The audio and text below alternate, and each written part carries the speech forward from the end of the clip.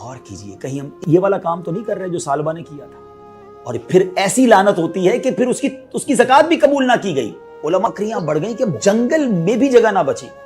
پیارے آقا علیہ الصلوۃ والسلام نے صحابہ کرام کو آرڈر دیا کہ جاؤ اور لوگوں سے زکوٰۃ وصول کرو۔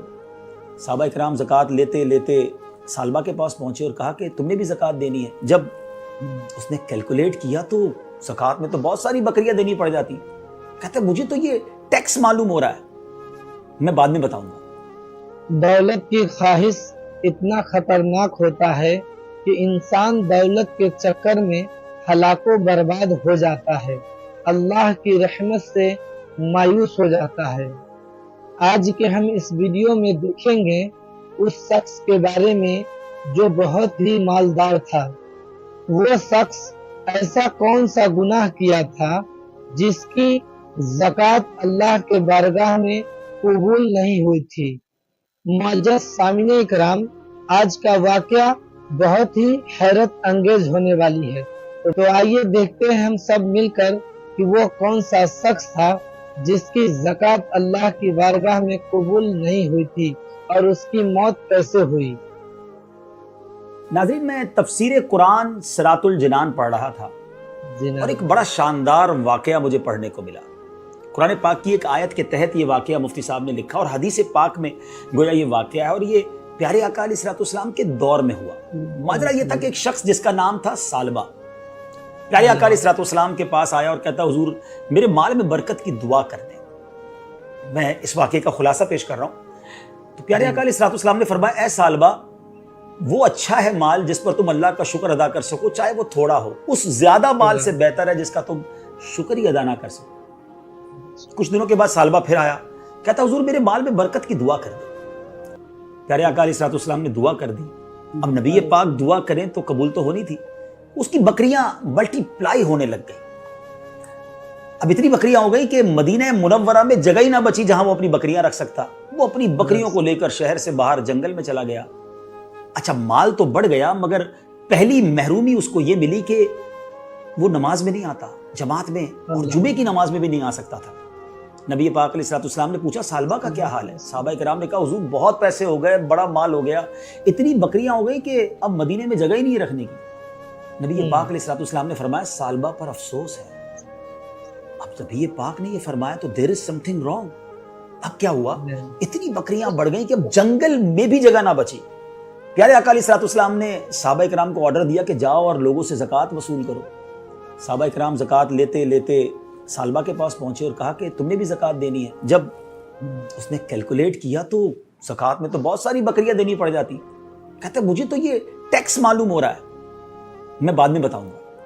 صحابہ کرام جب ریٹرن بیک ہوئے نبی پاک علیہ الصلوۃ والسلام کی بارگاہ میں، اس سے پہلے کہ وہ بتاتے کہ سالبہ نے کیا کہا، نبی پاک نے 2 ٹائمز، جی ہاں 2 بار فرمایا سالبہ پر افسوس ہے۔ اب سالبہ کو پتا چلا کہ نبی پاک علیہ الصلوۃ والسلام ناراض ہو گئے۔ وہ آیا پیارے آقا کی بارگاہ میں، کہا حضور معاف کر دیں، یہ زکوٰۃ لے لیں۔ مگر اس کے آنے سے پہلے قرآن پاک کی ایک آیت نازل ہو چکی تھی، اور ان میں کچھ وہ ہیں جنہوں نے اللہ سے عہد کیا ہوا ہے کہ اگر اللہ ہمیں اپنے فضل سے دے گا تو ہم ضرور صدقہ دیں گے اور ہم ضرور صالحین میں سے ہو جائیں گے۔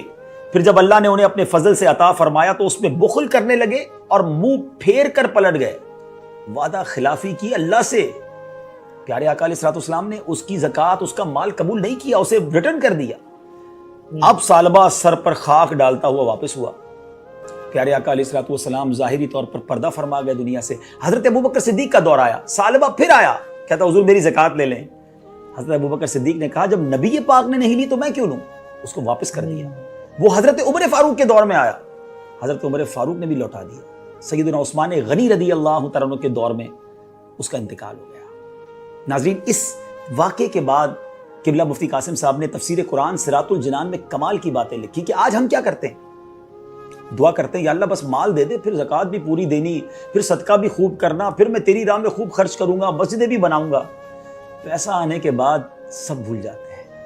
یا اللہ اس مشکل سے نکال دے، بس پھر میں نے نمازیں ہی پڑھنی ہے، نفل ہی پڑھنے ہیں، میں نے صدقہ خیرات ہی کرنی ہے، بس یہ بیماری دور ہو جائے، یہ قرضہ اتر جائے۔ کتنے وعدے کیے زندگی میں، جب وہ کام ہو گئے تو سب بھول گئے۔ غور کیجئے کہیں ہم یہ والا کام تو نہیں کر رہے جو سالبہ نے کیا تھا۔ اور پھر ایسی لعنت ہوتی ہے کہ پھر اس کی زکوٰۃ بھی قبول نہ کی گئی۔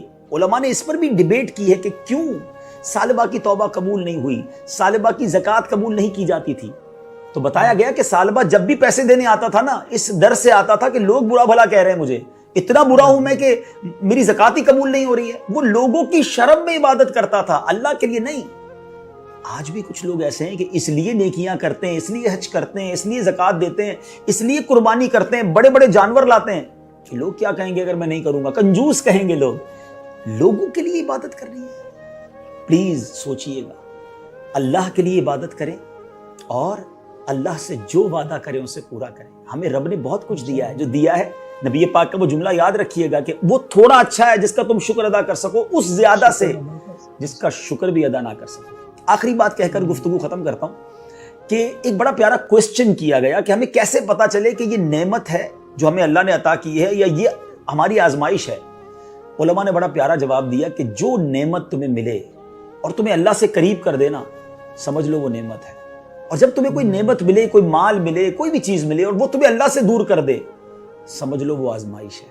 تو اللہ سے ہم اچھی نعمتوں کا سوال کرتے ہیں جو ہمیں رب سے قریب کرتے ہیں۔ صلو علی الحبیب صلی اللہ تعالی علی محمد صلی اللہ علیہ وسلم۔ تو آپ لوگوں نے سنا ناظرین کہ کس طریقے سے دولت کے چکر میں حضرت ثعلبہ ہلاک و برباد ہو گیا اور اللہ کے نبی حضرت محمد صلی اللہ تعالی علیہ وسلم نے ان کی زکوٰۃ لینے سے بھی منع فرما دیا۔ اس واقعے کو سننے کے بعد ہم سب کو یہ معلوم ہوتا ہے کہ اللہ کے سامنے دکھاوا نہ کرے۔ اللہ کو دکھاوا بالکل پسند نہیں ہے۔ تو ہم سب کو چاہیے کہ جو بھی کام کرے وہ اللہ کی رضا کے لیے کرے، اللہ کو راضی کرنے کے لیے کرے، اچھی نیت کے ساتھ کرے۔ اللہ کے نبی ارشاد فرماتے ہیں کہ عمل کا دار و مدار نیت ہے۔ آپ جتنی اچھی نیت کریں گے اتنی ہی زیادہ ثواب پائیں گے انشاءاللہ۔ تو امید کرتے ہیں کہ ویڈیو آپ کو اچھی لگی ہوگی۔ اگر اچھی لگی ہے تو ہمارے اس چینل کو سبسکرائب کریے اور ویڈیو کو لائک کریے اور آگے بھی شیئر کریے اور کمنٹ کر کے بتائیے یہ ویڈیو آپ لوگوں کو کیسا لگا ہے۔